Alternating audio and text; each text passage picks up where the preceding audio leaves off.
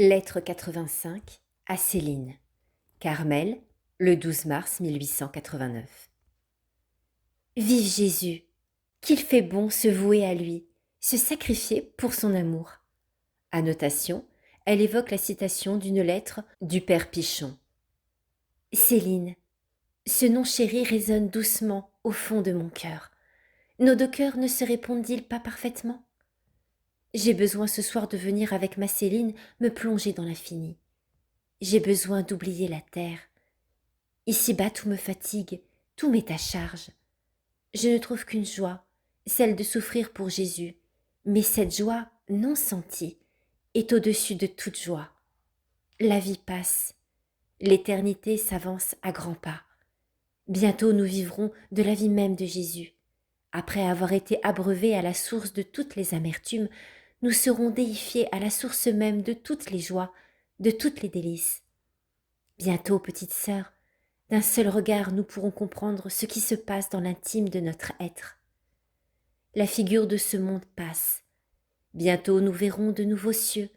Un soleil plus radieux éclairera de ses splendeurs des mers éthérées, des horizons infinis. L'immensité sera notre domaine. Nous ne serons plus prisonnières de cette terre d'exil. Tout sera passé. Avec notre époux céleste, nous voguerons sur des lacs sans rivage. L'infini n'a ni borne, ni fond, ni rivage. Courage, Jésus entend jusqu'au dernier écho de notre douleur. Annotation, elle évoque encore le père Pichon. Nos harpes sont en ce moment suspendues au sol qui borde le fleuve de Babylone. Annotation, allusion au psaume 136, psaume de l'exil. Mais au jour de notre délivrance, quelle harmonie ne ferons-nous pas entendre?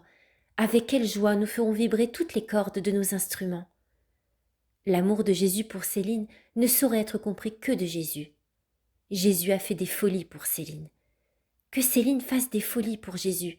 L'amour ne se paie que par l'amour, et les plaies de l'amour ne se guérissent que par l'amour.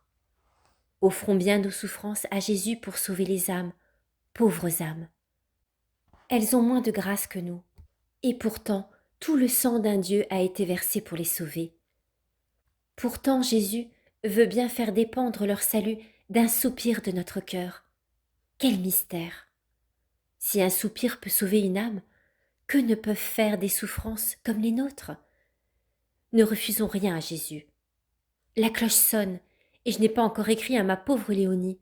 Fais-lui mes recommandations, embrasse-la et dis-lui que je l'aime. Qu'elle soit bien fidèle à la grâce, et Jésus la bénira. Qu'elle demande à Jésus ce que je veux lui dire. Je le charge de mes commissions. À bientôt. Oh, le ciel, quand y serons-nous? Le petit grain de sable de Jésus.